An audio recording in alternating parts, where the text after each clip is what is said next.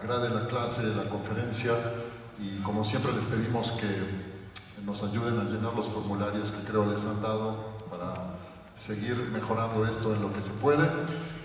Queremos, como siempre, agradecer al Centro Cultural Roberto Cantoral por recibirnos de la mejor manera, y a Coca-Cola de México, al Centro Nacional de las Artes y a Fomento Educacional, Asociación Civil que promueve el intercambio educativo con Estados Unidos. Les agradecemos a ellos también. Así que los dejo con el cuarteto del maestro Walter Blanding. Gracias.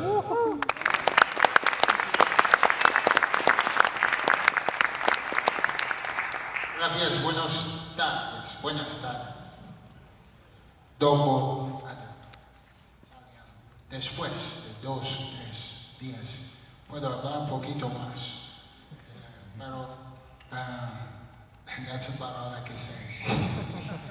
How many of you play instruments, play musical instruments? Okay. So, how many of you play jazz, or interested in jazz? Almost everybody. All right. So we're going to tell you a couple of things. First of all, do you understand? ¿Hablan inglés? Sí. Más o menos. Okay. Well, first of all, it's very difficult for us to give you a whole perspective of what jazz is in an hour. So we're just going to give you a few important tips and focus on a few details that will help you to understand how to become better musicians or better people, and how to really understand what this music is about. Okay? So first off, I want to tell you the reason why it's important to play music or appreciate music. Whether you decide to become a professional musician, or if you're just an amateur and you like to play and you're just learning, maybe you won't play one day, it's okay. But in any case, whatever the level is of your musicianship, it's important to really try your best, because this is a profound discipline that helps you to become a better person. And even though we're talking about music, through trying your best to play music, you learn things that have nothing to do with music. For example, getting connected with your instrument is getting connected with your soul. So you become more profoundly connected with yourself through this discipline of music. And when you play with other people in a group, in turn, what happens is you start to become more profoundly connected with the people that you're performing with. And whether you're learning a new song, a new scale, maybe you learn how to improvise or different things like that, what you're really learning is how to express yourself. And it's about expressing your soul, how to use your mind to make an idea become a reality. Even physically, playing any one of these instruments physically helps you develop your coordination. It helps to develop the neurological process. This is not just my idea, but it's a fact proven by neurologists, psychologists, music therapists. It's a fact. Playing an instrument helps you become better. So our goal here is not to really necessarily make you become a professional musician, but to help you to understand how to really take seriously what you do, to help you to become a better person, to make this world a better place for yourselves and other people. Okay? ¿Me entiendes? Sí. Good. So, you know a little bit about us, who we played with. We're going to tell you the importance of, we're going to play something first, okay? And then we'll talk a little bit more, okay? Woo-hoo.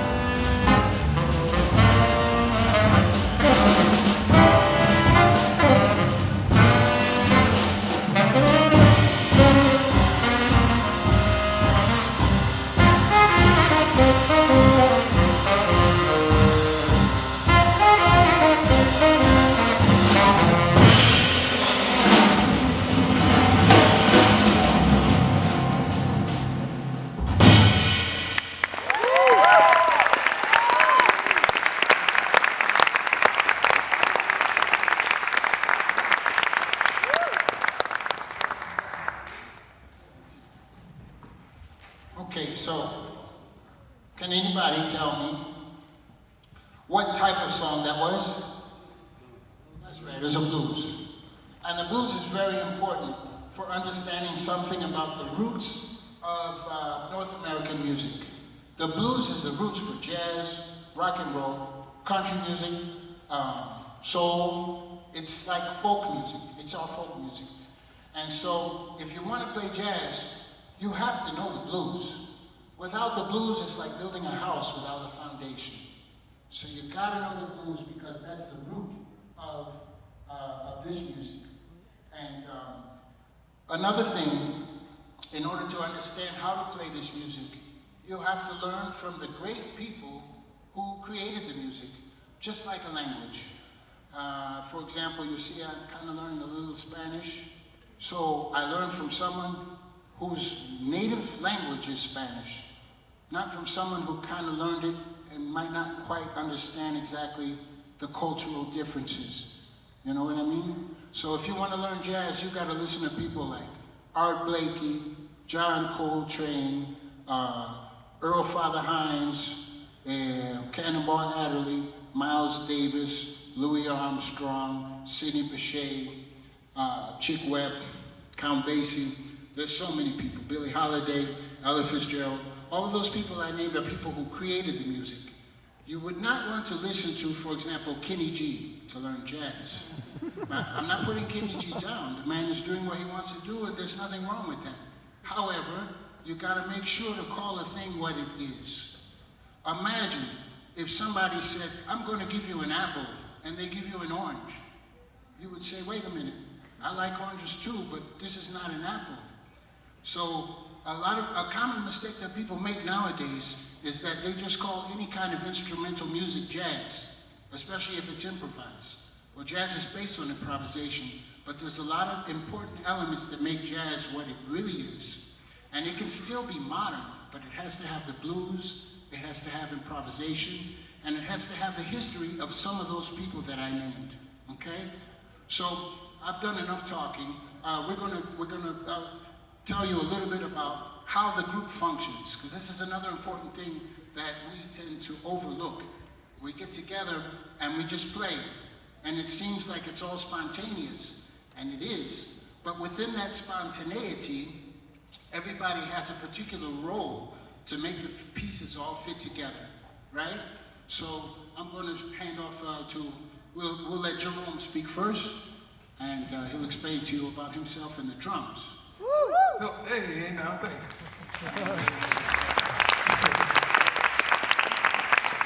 So this is the instrument, this is the drums.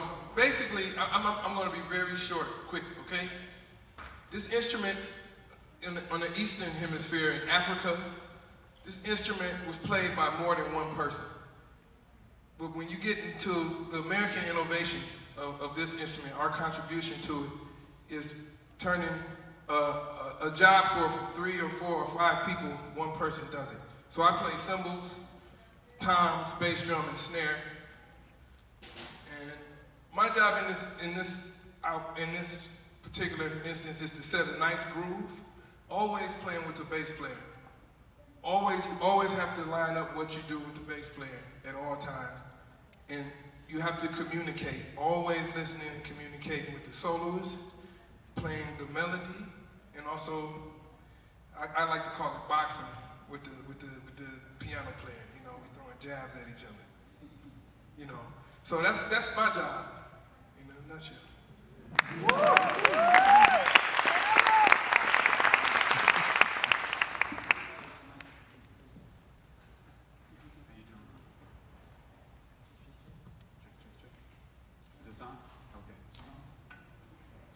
Anyway, it's good to be back here in Mexico City.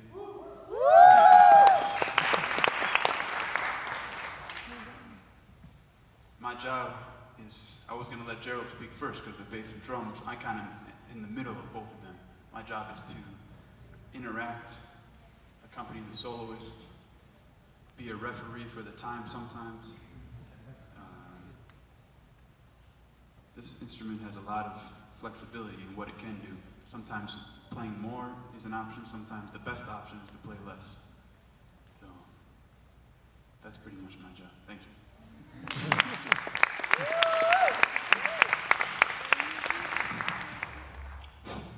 Hello, I'm Gerald Cannon and I play the bass. This is the best instrument on the stage.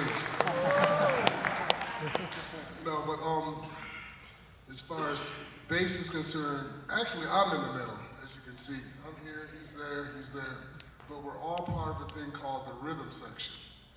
It's not like, we all have to play together to lay the canvas for the horn or the vocalist. Our job is to keep everything, the right chords, keep it swinging, keep the time together as a rhythm section. Now my job is sometimes I can get shaky. And my job is sometimes to glue that all together.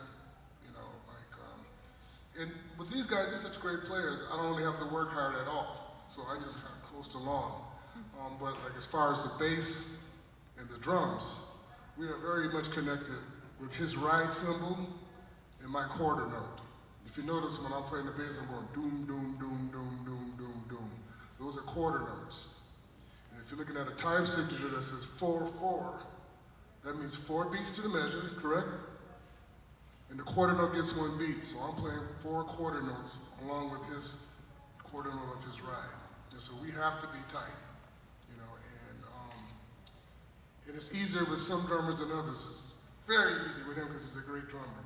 And as far as piano, he's playing harmony, chords, and comping. We're all, basically what we are, we're glorified accompanists. That's what rhythm sections do. We accompany who's ever out front.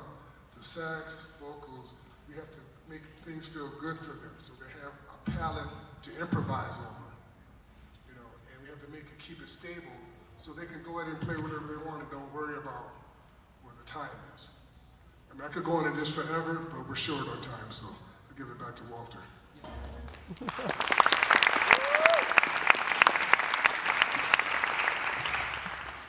Okay, my job as a saxophonist, I actually have, I think, one of the most easiest jobs of all 4 instruments up here because I'm the only one that doesn't necessarily have to play all the time. Dan also sometimes doesn't have to play, but because of the complexity of his instrument, it's more difficult than mine. I just play 1 note at a time. He's got like 10 fingers. You can play as much as 10 or even more notes. However, the important thing to understand is it's important just as much to listen as it is to play. If you can imagine having a conversation with someone or with several people together, you ever had that feeling that you know they're not listening to you? And while you're talking, you start asking yourself, why am I speaking? Nobody's listening to me. You get that feeling sometimes? When you listen to people as they play, you are giving them an attention, and it's a collective consciousness that is important, and it adds to the energy of what's going on, and it makes it better. If I'm listening to the drummer as he plays, or the bass player, or the pianist, or whoever it may be, giving them that attention is giving support to what they're doing, and it makes it that much more important. So while they're playing, while he's playing his quarter notes, and Gerald Cannon is playing his quarter notes, the highest and the lowest instruments coordinated together on every beat, and Dan is playing different things, and I'm playing my thing, but at the same time, I have to leave space to listen to what's going on and react. You know, this, right? Call and answer. Sometimes we answer each other. We call, we respond, sometimes we play things together. So that's very important. All right, let me see what we're gonna do now. We've got a lot of time, that's good. How about we ask some questions? Yeah, we just open it up to a few questions. If you have any questions, don't be shy. Yes, sir. Good afternoon. My name is Pavel. We are talking, well, actually, you are talking about a quartet. We have here, these guys are the first children and youth big band in Mexico. We know the work that you, thank you. So I'd like to know if you can tell us, well, actually it's for everybody, but talking about them, the way that we can approach more to the language, talking about jazz.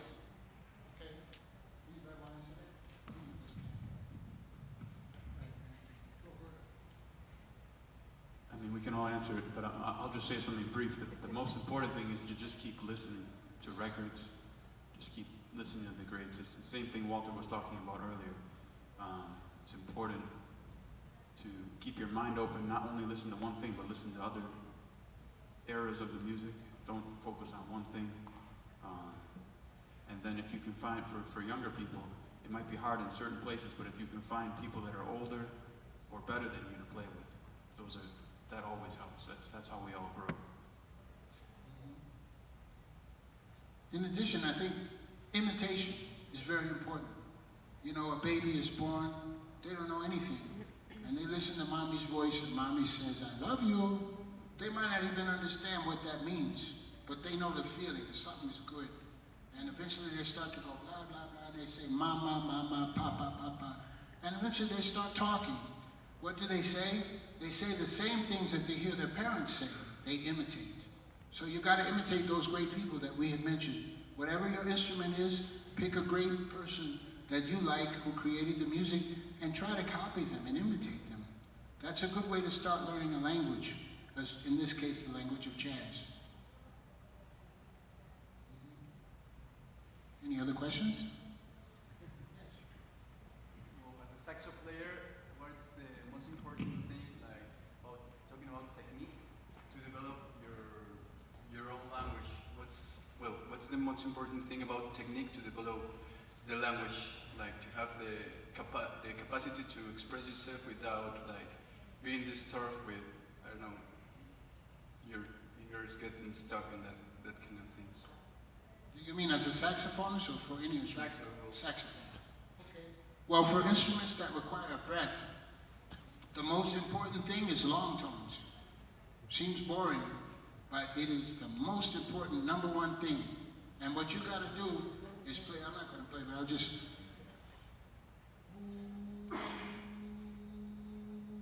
Not loud, no tone.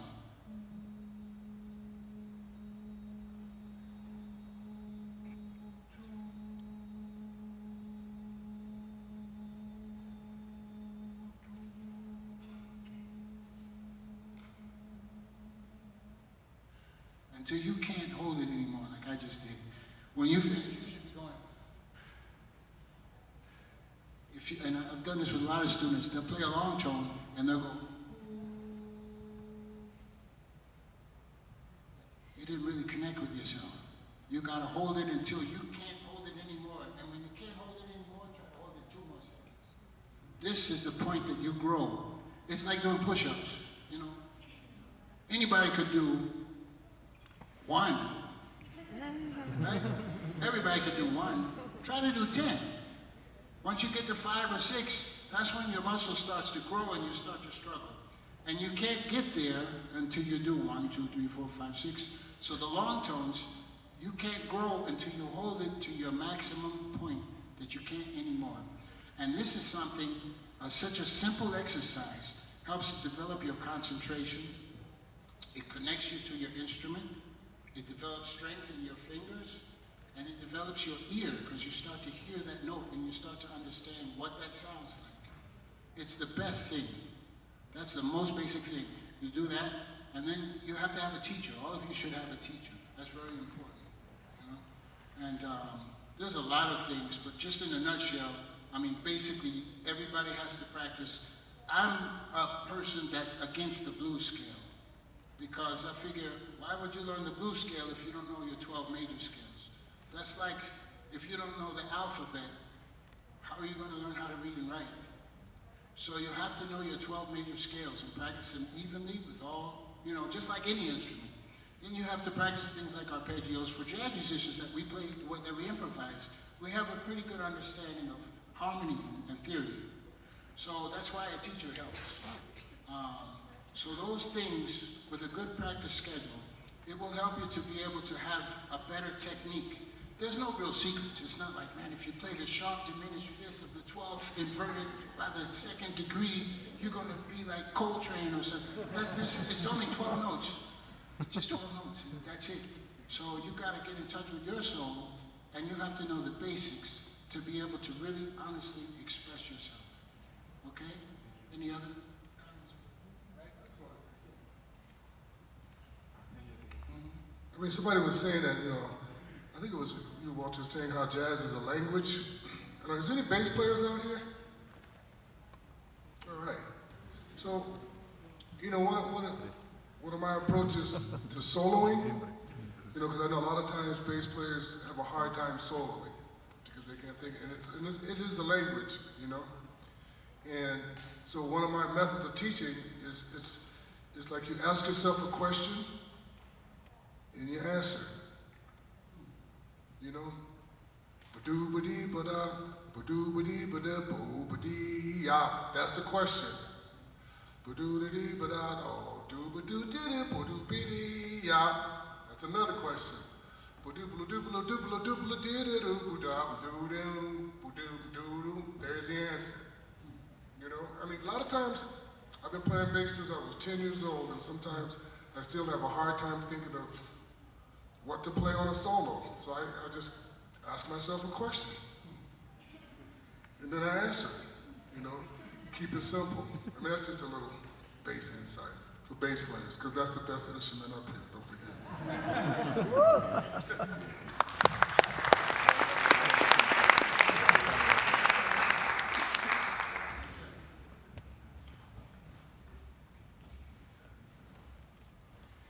When playing standards and especially ballads, musicians have told me, learn the lyrics, because that gives you an added dimension to the song.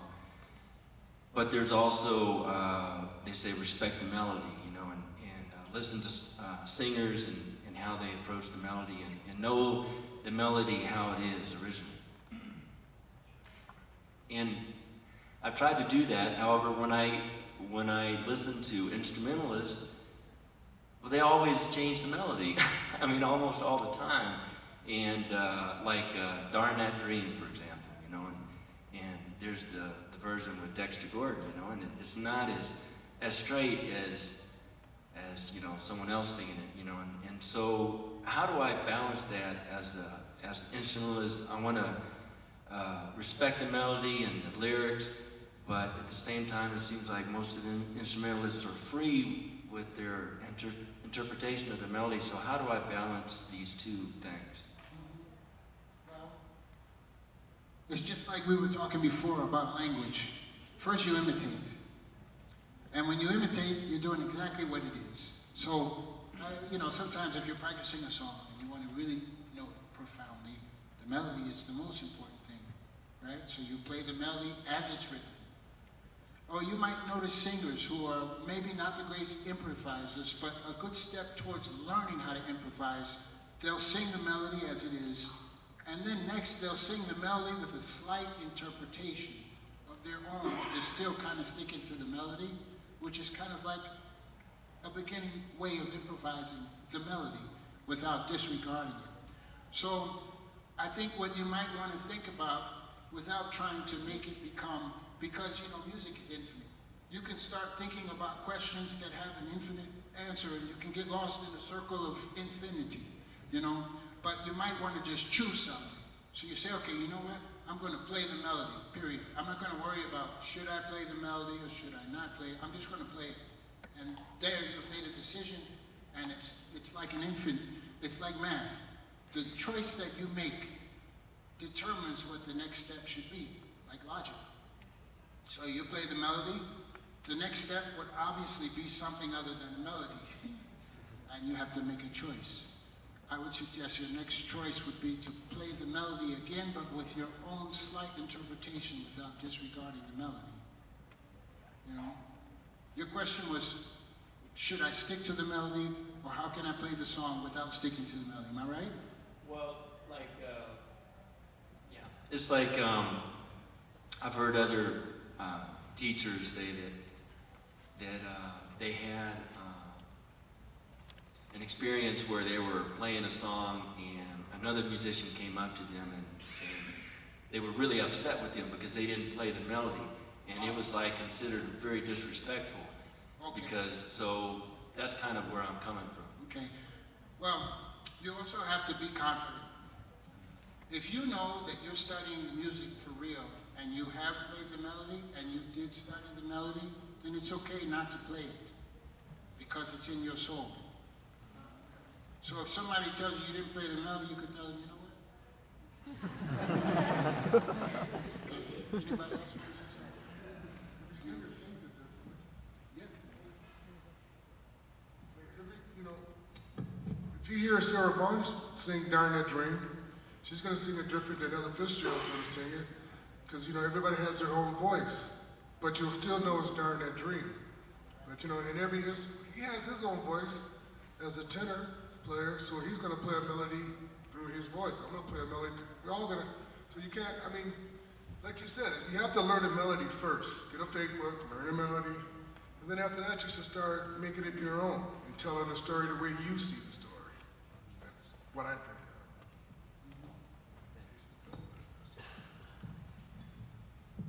Any other question?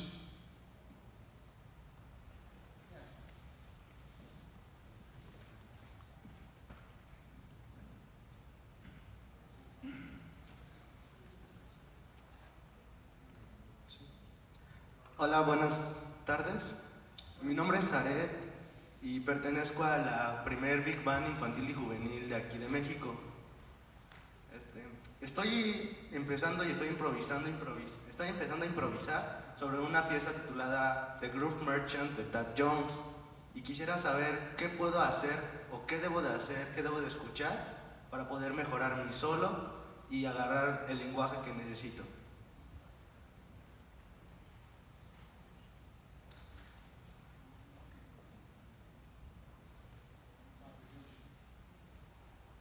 He's learning how to improvise, and he's playing something with Thad Jones in the big band, right?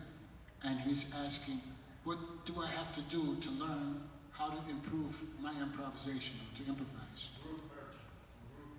On Groove, say it again? Oh, the song is Groove Merchant. Well, I'm gonna say one thing, and I'm gonna give it, because everybody, that's something that there's a lot of different ways you can approach it. ¿Entiendes? Somebody's translating for you? Yes. Okay. The first thing I'm going to say is what we just spoke about. Learn the melody. The melody is a very good way to understand how to make a meaningful improvisation. You know? Willow, weep for me. Willow, weep for me. Bend your branches down along the spine and cover me. Right? So you learn that melody. Now you're going to improvise. What would you do? Same notes. Wee, boo-doo-dee-doo. Change the rhythm. Dee-doo, dee-dee-ya. Wee, boo-doo-dee-dee-doo-doo-dee-dee-dee-dee-doo-dee. Right? That's a good way. And there's many others. Maybe somebody want to give some more suggestions. There's so many things you can do. Here's another good thing you can do. Play the scale of each chord. Okay? So if you've got, like, for example, I don't know what Groove Merchant is. Is that a blues?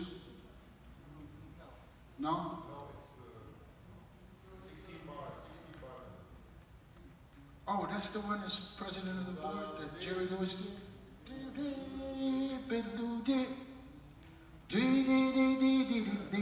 No, it's not that one.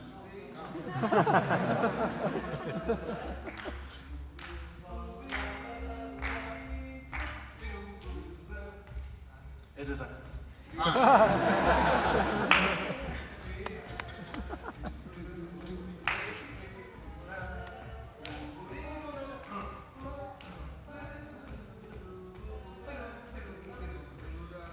Okay, so what you do is you get a metronome at home, you take the song, and you get the chords, you know, like look at the piano chart, they'll have a G7 or C, whatever the chords are, right? And you put that with the melody, okay, like a lead sheet, and you practice with that metronome, quarter note, maybe 60, right? And if the chord is 1 bar long, you play the scale from the root to the 7th, 8th notes. Bo, do, do, do, do, do, dee.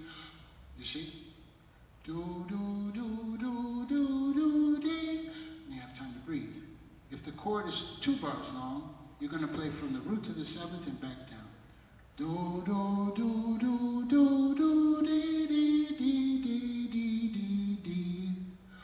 You still have time to breathe. You do that for every chord. That way you start to hear the harmony and the sound. Okay? There are many, many other ways, but that's a good start. Anybody else? You can also look for all the 2-5-1 progressions. You know what 2-5-1 is? Minor to dominant to major chord. I mean, as a bass player, we have to know 2 5s. And, there's 3 ways I think that you can start solo. You can think of it melodically, like you were saying, and learn the melody and play the bass in your solo off the melody. You can learn it, as he was saying, scalely, learning all the scales in the chord and bass just picking out the notes in the scale and solo in that way, and you can learn it with the chords and with the progressions. 2 minor to 5 dominant to 1. There's a lot you can do with that. Sometimes you don't even have to play the 2, you can just play the 5. Sometimes you don't play the 5, you just play the 2. That's different approaches to improvisation. We have a workshop on Monday. Is that right, Eugenio? It's on Monday. It's by what? Through audition. Oh. This is the kind of thing that I wish we had more time to really work with you and to help you to understand. But it's the kind of a thing that we've given you something that can help you. But that's why you need a teacher. And if we had like another hour or 2, we could actually go into deep details, to help you to actually guide you exactly what to do and how to play. But I hope we've given you something that you can work with, yes? Right here.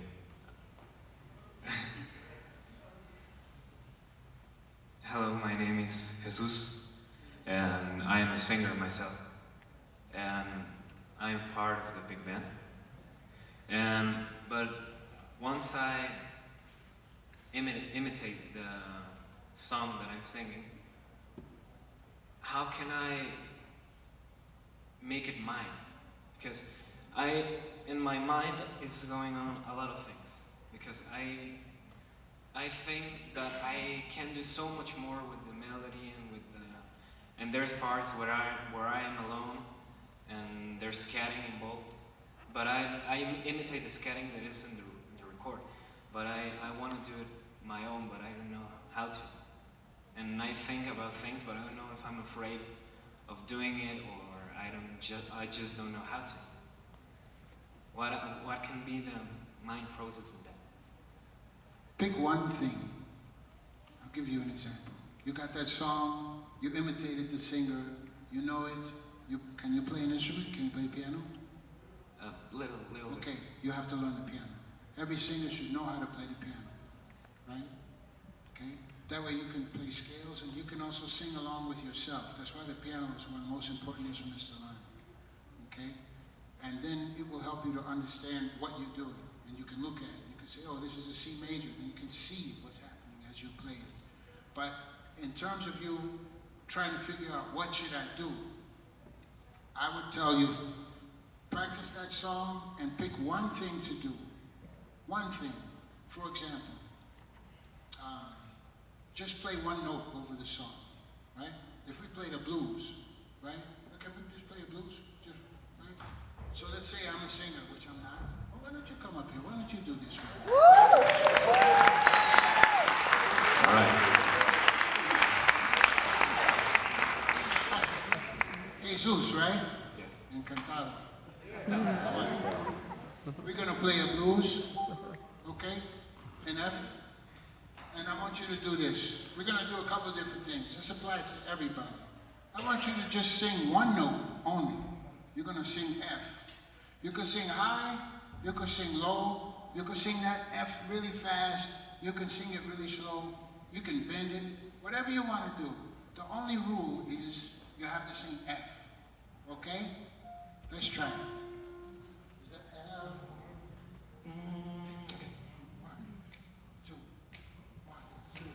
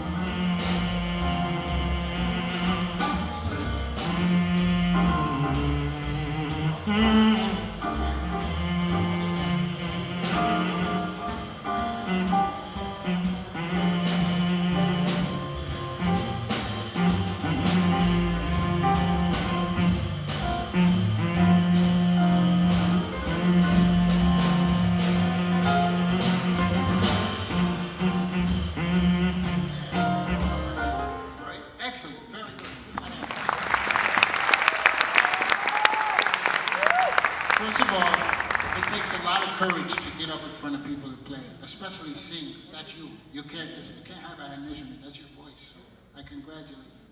Very nice. No, thank you. Now, just a couple of observations. All of us. This is a human thing. The only limitation you have is the one that you set in your mind, and you might not realize what that is. In this case, what you did was perfect because you just do whatever you want. I can't tell you what to do. You sing F, you sing F. It's great. But notice, now we think about what did you do? And this is what all of us will do when we're improvising. You kept your lips closed. That's fine. But what would happen if you opened it? Ma.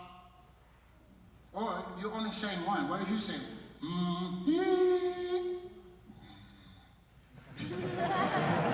You could also go That's still F. See? Now you start using your creativity. Right? Can we try this one? 1, 2, 1, 2, 3, 4.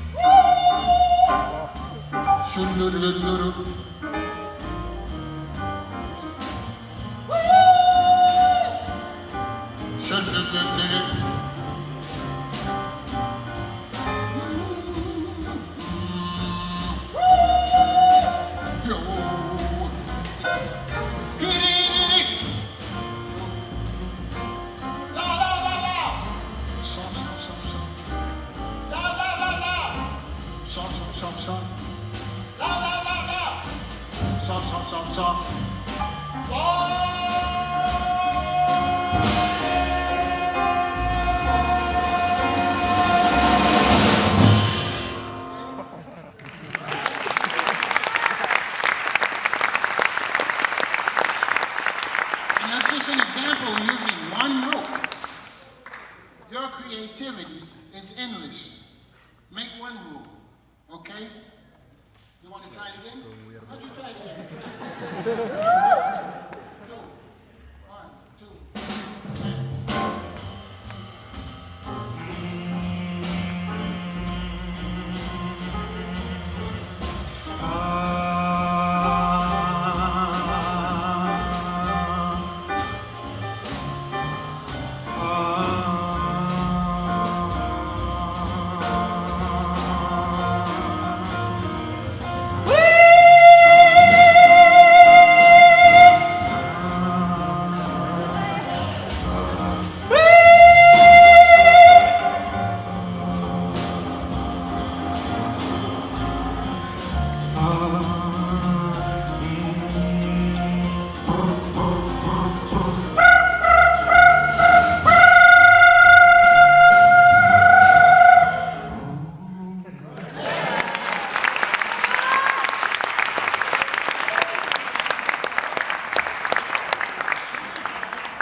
I want to add to what Walter said, and then we'll move on to something else. When I was listening to Walter, I heard you say something. You wanna be yourself. Of course, we all want to be ourselves, and you want to be able to improvise. One thing that I notice about great jazz musicians in general is they seem to be a combination of a lot of people, and they can and them. They synthesize into themselves after checking out a lot of music. I heard a lot of inflections of different scat singers in what Walter did. So he's not pulling it from anywhere. You have to check the music out, and you have to check out who are 4 or 5 of your favorite jazz singers. Bobby Darin, Frank Sinatra. Ella Fitzgerald, and Tony Bennett, and Michael Bublé. That's great. Now if I ask you to name me 5 albums of each of those. Okay. Yeah, see. We know how to name the musicians and the great jazz artists, but most of us don't really listen to the music. We have to listen to the music. That's the only way you learn, is by listening and really studying the music. At one point, all I checked out was Art Blakey, and that limited me. Because Art Blakey can't do what Billy Joe Jones can do. Art Blakey can't do what Alan Dawson can do. Then you got to go back even further to Baby Dies, Big Sid Catlett, Chick Webb, people like that. So you always have to go back, and you have to study, and you have to try to be just like the people that you love. You're not going to sound just like them. You're going to sound like yourself, even if you try to sound like them verbatim. Okay? Okay.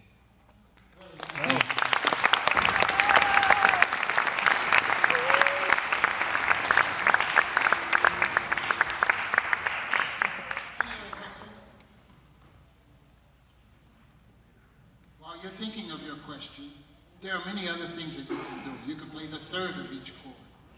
You could play a phrase, the same phrase, over different chords. There's all kinds of things. You could play a particular rhythm. Any note you want, but only the same rhythm. Like I'll play quarter notes for a chorus. The next chorus, I'll play quarter note triplets. The next chorus, 8 notes. Is that what you call them, or do you call them like semi-quavers and all that kind of stuff? Here, you use the same terms? 8 notes, quarter, right? There's a question? Somebody have a question? Yes. I want to know, how do you work in big bands in United States? How do we work with big bands in the United States? Well, yeah, and I want to know also, how is the Essential Ellington contest, and how are the big bands there? Yes. Okay. You want to answer that, Dan? Yeah, I can say a little bit about that. That Ellington competition is amazing. The kids are incredible. Every year it gets better too. That's what's amazing. Can you? You want to come? So I don't think it's open to worldwide competition yet, right? No, it's not really open worldwide. But you know what? If you guys send in a tape, you never know what will happen. That's true. Because we had a group from Cuba. That's right. It's pretty amazing. The kids work hard. I'm sure you guys work hard too, but it's really a beautiful thing to see everyone coming together, competing in a beautiful way, not like in a competition, like killing them. But I don't know. There's nothing else I can say about it. It's a great thing. What is important about it? I think.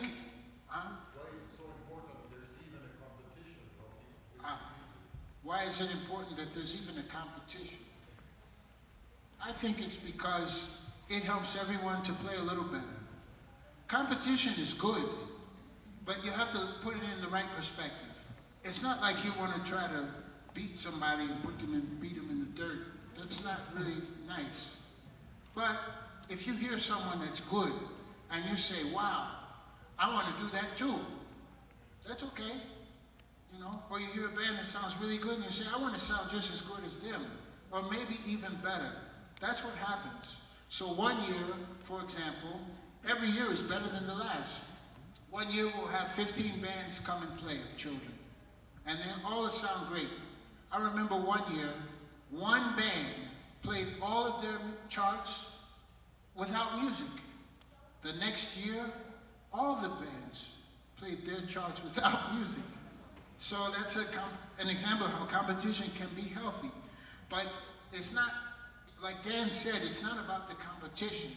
One of the most beautiful things about the Essentially Ellington competition is the sense of unity. The children who come from all over the country and don't even know each other, they're really supporting each other. They clap for each other, they listen, they give each other encouragement. And it's such a positive thing to see. How is it to play in a big band was your other question? Yes. Is that right? So how do they work? How do they work together? You know, how do they work out the big band? What do you mean? Organization? You mean how do the people in the big band play together, or you mean how do they choose the big bands to come to Essentially Ellington? I don't understand. No, I want to know how do they play together? How can a big band find like unity? I don't know. How can I give support? Okay. Maybe? So you've got 4 sections in the big band. You've got the saxophone section, the trombone section, the trumpet section, and the rhythm section. We explained to you, they explained to you about the rhythm section, right? So for all the other sections, it's the same thing. Every section has a leader, and you have to follow the leader. If for the saxophones, it's the first alto. The first alto, all the saxophones try to phrase just like the first alto. If he goes dee did it dee did it, and someone else goes did it, it's not gonna sound good. The other person has to also go dee did it just like him or her. You see? Same thing for the trombone sections, same thing for the trumpet. The alto and the first alto and the first trombone follow the first trumpet. That's the hierarchy of the thing. And just because a person plays first, second, it doesn't mean that one is better than the other. It just means that somebody has to be the leader, and there can only be one leader in the section. That's all it means. You know? I am the baritone saxophone. Yes. And I want to know how can I make my role better? Maybe. Listen to great saxophonists like great baritone saxophonists like Pepper Adams, Harry Carter. Listen to the 2 of them a lot. Practice your long tones. Keep that bottom, huh? I was just naming Cecil Payne, like a lot of the great. Yeah, a lot of great baritone players. Cecil Payne, Charles Davis. Man. Like, and not just famous people. Don't just listen to famous people. Listen to people who underground. People don't know who Cecil Payne is. Shahib Shahab. Okay? And what you guys have to do is you have to hip each other to things. Share information. Don't withhold information. If you hear a baritone player that needs help and you know about Pepper Adams and you don't tell them, you're just as bad as that person who can't play. I believe that. Thank you.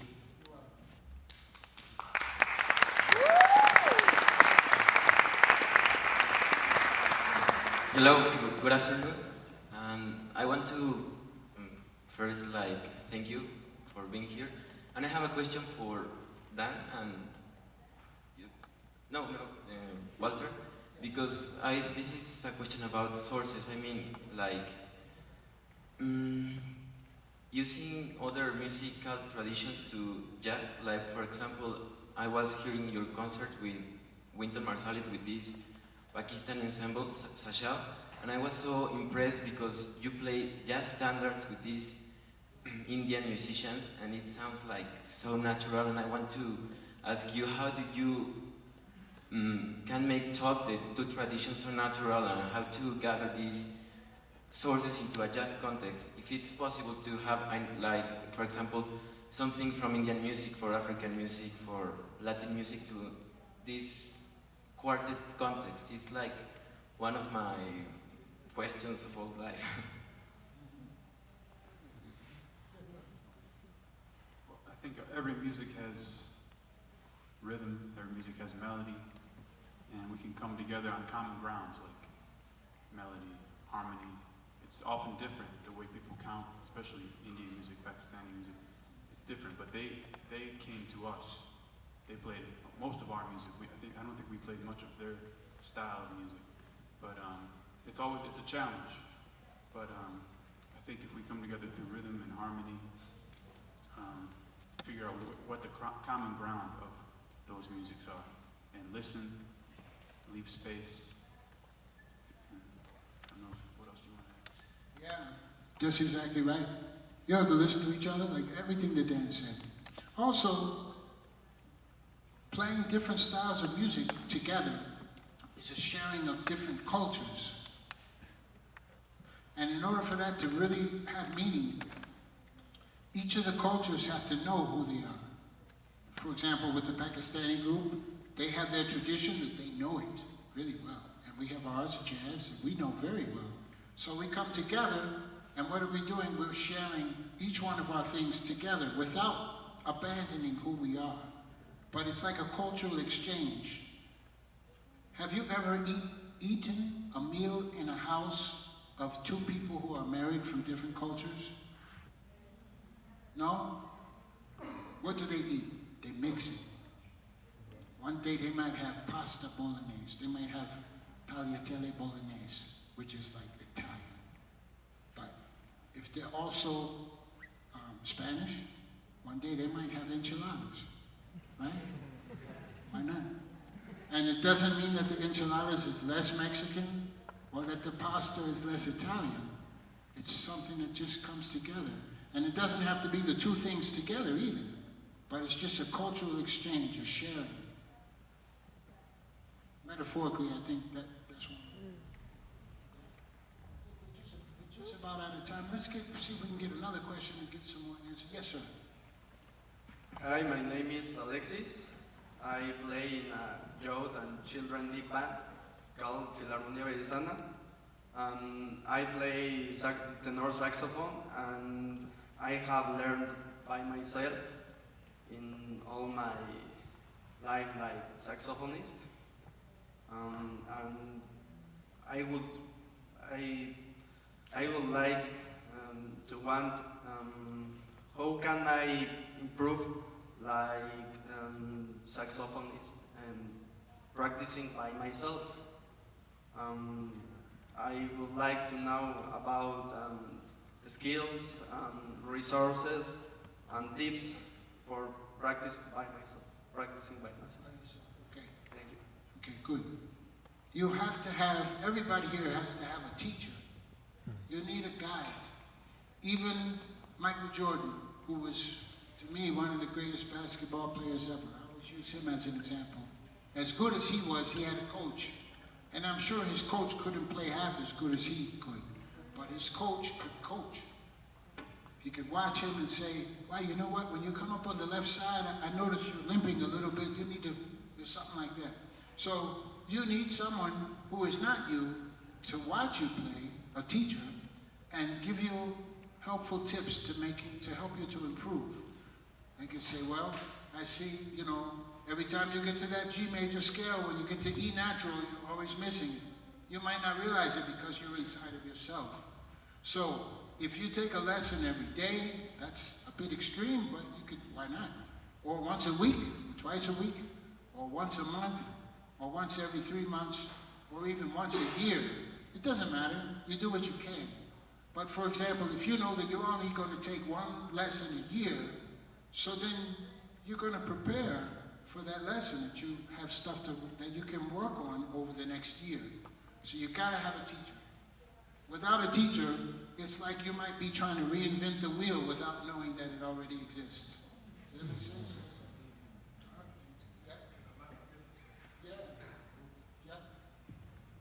I'm 59 years old and I still have a teacher. I studied with Ron Carter at least once every 2 months. I need to be checked on as well. Hi, this is a question for Gerald. Like, I've noticed the role of the double bass comes from the tuba, and when I play with pizzicato, like I can play very normal, like walking or doing a solo. Like I hear my 8 notes in solo and I think they're good. But when I play with the bow in a solo, I think like my 8 notes are more like Stefan Grappelli or like a violinist. And I want to know how to correct that phrasing. That's a good one. First of all, pizzicato and arco are 2 different beasts, you know. I play with the bow. I study classical. And sometimes I do bass solos with the bow, you know. I mean, for me, it's like having, I don't have any hair, but it's like having a good hair day and a bad hair day, the bow, you know. And But the best thing to do is practice slow. You know, like, you know how horn players do long notes? We have to do long, to warm up you should be doing long bows. And you know, a lot of times less is more. Because sometimes, especially on the bass, on solos, you know, like it's a language. You gotta keep telling yourself it's a language. We don't talk like this all the time, blah, blah, blah, blah, blah, blah. We don't talk like that. So when you're taking a bass solo, you're trying to get your point across, you know, so sometimes eighth notes here and there are good. It's just where you use them, you know. But I would suggest, if you want to learn how to bow with the solo with the bow, is to set your metronome at about, I don't know, 60, 40, so it's tick, tick, and practice your eighth notes with the bow, with your metronome, at home, before you try it on the gig. Yeah. Of course. But practice slow, you know, practice your arpeggios. You know, just because you get these bass books that have all these arpeggios in it, and it's a classical book, it doesn't always have to be played in a classical way. You can play those arpeggios, those eighth notes, in a classical way, and you can play those same eighth notes, you can swing them. So this is what I do. I practice my arpeggios with the bow, slowly, in straight classical form, and then I swing them. I swing the eighth notes. And when you swing them, you push the heel of the bow goes in the strong time. Well, I try to do a phrase, 2 or 3 phrases within the length of the bow. Okay. You know, because if you start going like this, then you might as well be sawing down a tree. Yeah. And you're never gonna get it, I mean, unless you're doing a really fast thing, you're never gonna get it all out. So if you can learn to play like a phrase with a long bow and in parts of the bow, it'll make it a lot easier. But that's hard to do. That's why you have to practice slowly. Okay, thank you. You're welcome. I have a question. I think we're about to finish in a few minutes. But since you've played with so many masters, some of the most important masters of this music, I was wondering if you could each share a little bit of what it was like playing with them. What was it being around them? And what did they say? Where did they come from? And all, anything you can tell us. And what did you learn from them, please? Sonny Rollins, Hank Jones, Herb Blakey, Elvin, McCoy, Illinois Jacquet, Jimmy Cobb, Wynton Marsalis. I'm sure they all had something to say. Well, I haven't played with as many people as these gentlemen up here, but a few like heroes of mine that I've gotten to play with. One comes to mind, Jimmy Cobb. I made a record album with him, my own trio record, but I had only met him like 2 days before the recording. I had seen him countless times, listened to all of his recordings. I'm a huge Wynton Kelly fan, huge Miles fan. And so the first thing that comes to mind is fear. Being frightened, almost to the point where I couldn't play on the first day of the recording. Because, you know, that's how much I respect the music. And of course I was young. Now that has changed. I'm more relaxed. Maybe you can't tell now, but I'm very relaxed.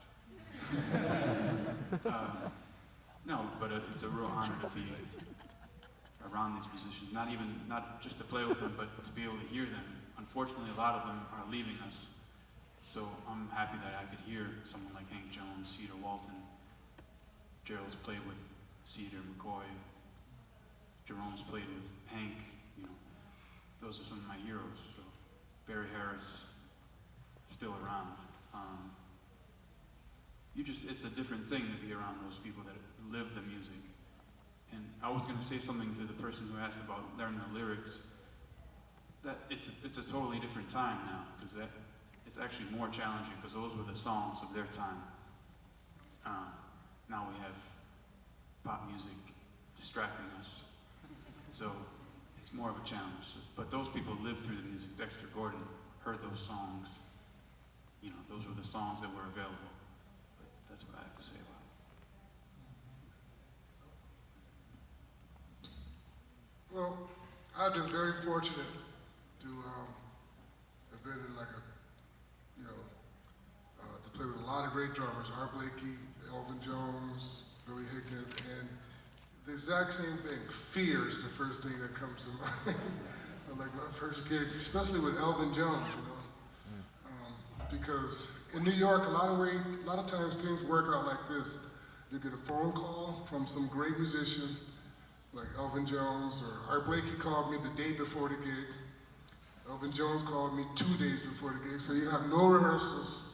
You know, you gotta be there, and you better know the music, and you better play it right, and you better not look like you're scared, even though you're scared, you know. But that's all, I mean, that's why I came to New York, you know. I mean, but I've learned so much about standing on my own 2 feet as a bass player, playing with those great musicians. I mean, because, you know, when it comes down to the end of it all, it's like you have to be your own man, you know, while playing with these guys. And they look for that, you know, they look to see if you can handle it or not, you know. You know, I don't know, I'm just blessed. But you know what? It's the same as like with playing with these guys, you know? It's like just as much of an honor to play with these guys as it is to play with anybody that I've ever played with. And that's the honest to God's truth. Wow. Well, I tell you, there's a million stories going through my mind from playing with these people. Dee Dee Bridgewater, Hank Jones. Gerald brought something to my mind when he said, when you get a call from these people. A lot of my friends are clowns. They're very silly. And we call each other, making like we're people, other people, like important people. So when Sonny Rollins actually called my cell phone, and he has a very distinct voice, and I thought it was Sean Jones, my friend. I thought it was a friend of mine calling me, trying to play around. I learned a little bit of something from all of these people. Hank Jones would be downstairs 40 minutes before a lobby call, sitting with his coat on. So I learned a lot about professionalism from him. Sonny Rollins, the first thing he asked me when we were in Brussels was, what do you do? I said, what do you mean, what do I do? Well, he wanted to make sure I wasn't a drug addict. I'm serious, because, quick story, okay, so he met Bird. He played on a recording with Bird. Bird had to use the name Charlie Chan, but he played tenor with Bird. Sonny Rollins was the up-and-coming new Bird of his day. But he came to the recording session high. He was shooting up. And Bird looked at him and said, no, not you too. Because everybody was trying to be like Bird. He told me that story. And told me that this thing took a lot of young, promising people out. And he didn't want to be associated with someone who was still going down that route. I don't think he would have fired me if I was. I was doing things at that time, but I told him I didn't. I learned a lot from these people. And I'll take this with this is one thing that I learned is you can get a lot of props or accolades from your peers. There's a lot of people who I will never get to play with. But if somebody like Gerald Cannon tells me I can play and is swinging, he's one step removed from the John Coltrane Quintet with Elvin Jones, right? You guys know that John Coltrane band with Elvin Jones, McCoy Tyner, and Jimmy Garrison? I'll never see those guys play live, and John Coltrane will never tell me I can play because he's not around. But if John Coltrane's drummer chose him to play, and he says I'm swinging, it's like John Coltrane giving me a compliment to me. No, I'm serious. That's how I feel about this music.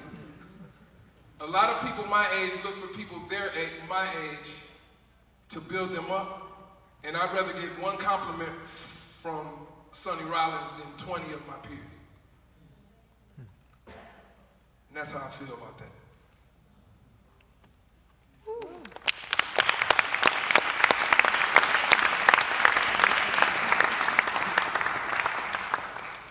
I don't know what to say. I've been playing for 40 years, 46. My parents are musicians. My grandmother is a musician, was anyway. So music has always been a part of my life. We moved to New York when I was 10, and I played with Junior Cook. I was very good friends with Walter Davis Jr. I don't know if you know some of these names. I studied for about 9 years with Barry Harris. I went to the New School for Social Research where I studied with Jimmy Cobb for about 6 years and Reggie Workman. And my man who plays the tenor, we were just talking about him. No, he's been here. Billy Harper. I've played with so many names, so many people. Cab Calloway left a very big impression on me. And you know what?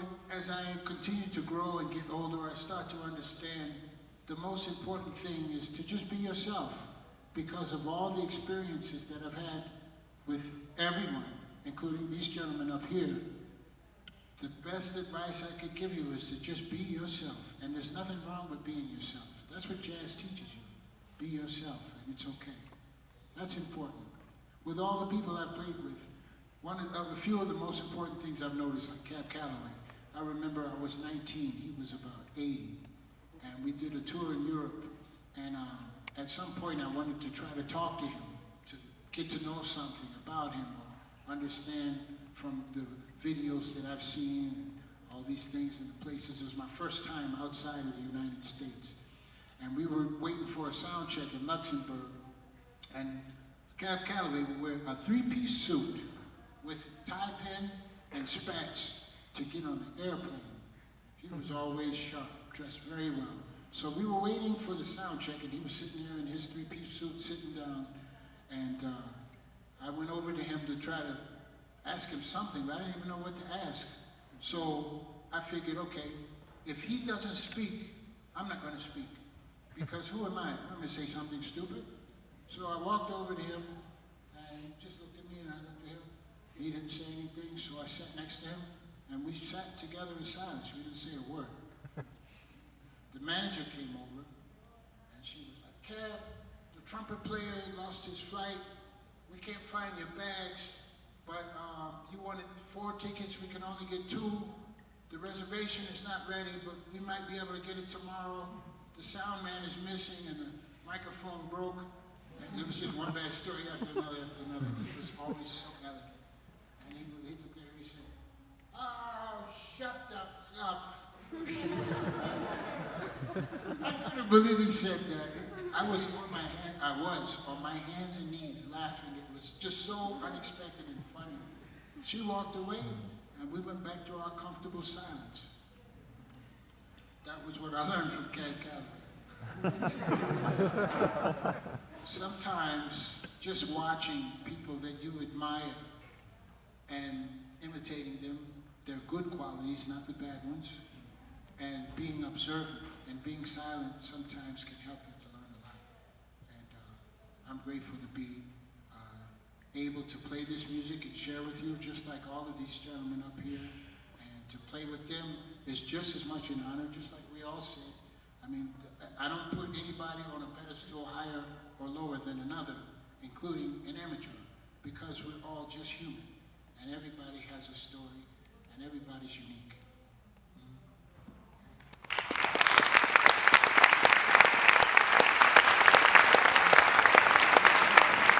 We want to thank you as we run out of time. How many of you are coming to the concert tonight? All right. We'll see you tonight. Thank you.